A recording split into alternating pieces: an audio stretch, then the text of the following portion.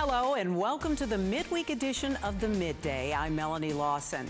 Well, now that the storm has moved through, let's get caught up on some of the latest political headlines. Joining us right now is ABC News political director Rick Klein.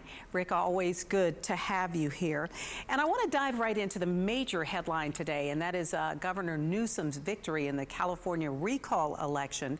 Just wondering what this message sends to the rest of the country about his approach not only to the pandemic, which seemed to really be at the core of this, but also Larry Elder was called at some point kind of a mini clone of Trump. What does this say even about the midterm elections? Yeah, Melanie, this was a blowout, 30 points or so. It looks like the final margin. And for Governor Newsom, it's an endorsement of the strong policies he's taken in instituting mask and vaccine mandates. He ran against the idea that those would need to be rolled back. In fact, specifically saying we don't want to turn into a state like a Florida or a Texas.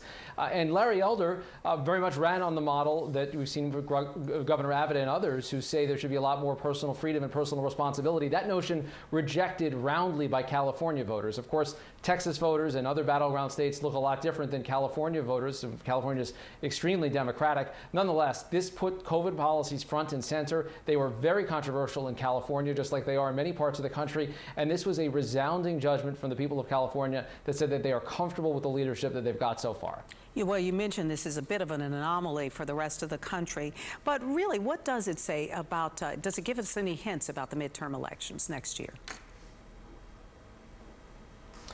Sure, yeah, and you mentioned Larry Elder, and Democrats definitely feel like they won this race and they want it going away by demonizing the Republican candidate and linking him specifically to Donald Trump. We heard it over and over again. We heard President Biden say he's basically a Trump clone. We heard over and over again from Governor Newsom saying that he represents Trumpism and Trumpism is not dead. Of course, in Texas, you know that Trumpism is not dead. In fact, a lot of people that would kind of run under the Trump umbrella if the elections are right now. But at least in some parts of the country, it shows that you can motivate Democrats with the idea of Trump and Trumpism even when he is not on the ballot. That's a key test that I think is going to be, we'll see it in some governor's races this year and all through the midterms next year. Again, not applicable in every state, but at least in some places, linking a Republican to Trump can have pretty good consequences for a Democrat.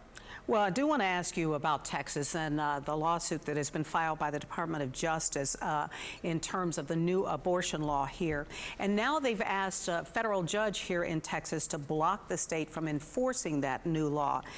What would that mean, and how long do you think, if they are able to get an emergency injunction, how long would it last?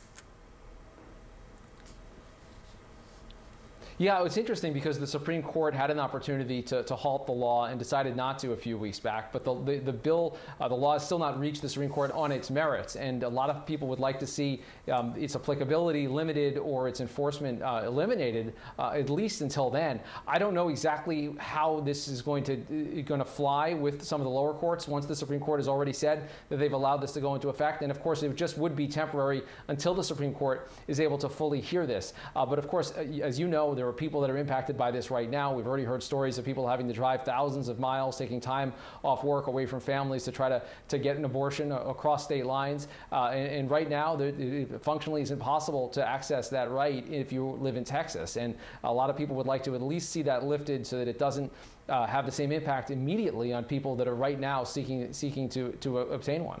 I want to ask you about the aftermath of the Capitol riots and the latest book. There's always another book, another month, another book. This one from Bob Woodward talks about the chairman of the Joint Chiefs of Staff, Mark Milley, and General Mark Milley, and whether or not he secretly planned to kind of limit Trump's control over nuclear weapons, over military actions, even informing China that it had no intention of attacking China. Now Trump is saying he's a traitor. Give us a little bit of insight into that.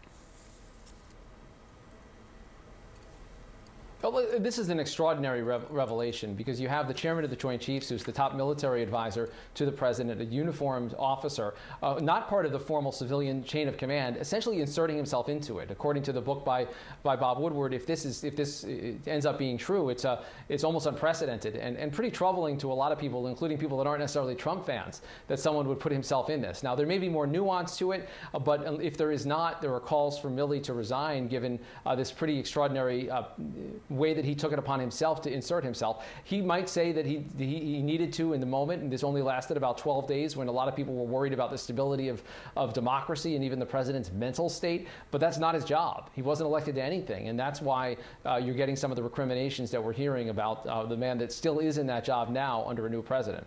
Well, Texas is about to go into its third special session in just a few days, and one of the issues, of course, will be redistricting. What do you anticipate will happen? Yeah, it's a big opportunity for Republicans to maximize their advantage. Texas, one of the states getting additional congressional districts, that opens up the map in new ways, and we know what the Republican majority is able to do. We saw the walkout over voting rights. Now this is going to be perhaps even a more consequential battle coming forward, because you could have another attempt to try to further limit the number of Democrats that Texas elects to the House. That is going to be a hard push by Governor Abbott and Lieutenant Governor Patrick and the Republican leadership. They want a map that is good as possible for Republicans, knowing that how that map lines up could have a huge impact on who controls Congress after next year. All right. Well, it is always great to talk to you, Rick Klein, and we will check in with you again next week, but appreciate your time. Thanks so much.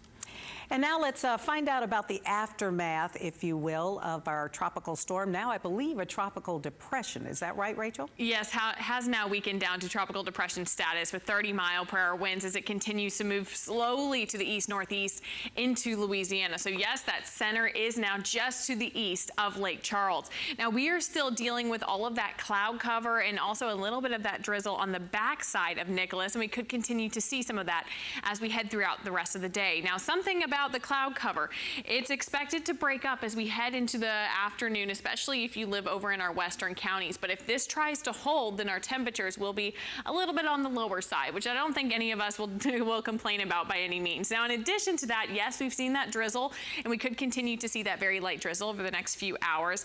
In terms of actual measurable rainfall, I'd give it about a 20% chance. So most of us just going to continue to see some of that drizzle, and that's going to be about it. Then as we head into this evening, we should start to see some clearing in that cloud cover. And again, those high temperatures today will depend on that cloud cover. If we do see it break up like we are expecting, we could start to see those temperatures climb up into the mid to upper 80s. In Houston, we're expecting a high near, I would say, 86 degrees. If you go over to the west where that cloud cover should break up first, we should get around 90 degrees. Look over in our eastern counties, though, Liberty and Winnie, expecting that cloud cover to stick around over your area a little bit longer. That's why your high temperature only coming in at around 80 degrees. Now, in terms of rain chances over the next few days, actually expecting to dry out a bit more as we head into Thursday and Friday. But then as we head into this weekend, we'll start to see those slowly bump back in. No reason to cancel plans by any means. And then as we head into next week, we'll start to see a bigger plume of moisture make its way in, especially as we head into Tuesday. That's when that rain chance bumps up to a 40% chance of rain, and then we're going to continue to see that chance for a few daily downpours throughout the rest of next week. And then as we head into next Thursday, we'll actually be watching for the potential for a weak cool front to make its way towards the area. Mel? All right, Rachel, thank you so much. And that's going to do it for the midweek edition of the Midday. I'm Melanie Lawson. Have a great Wednesday.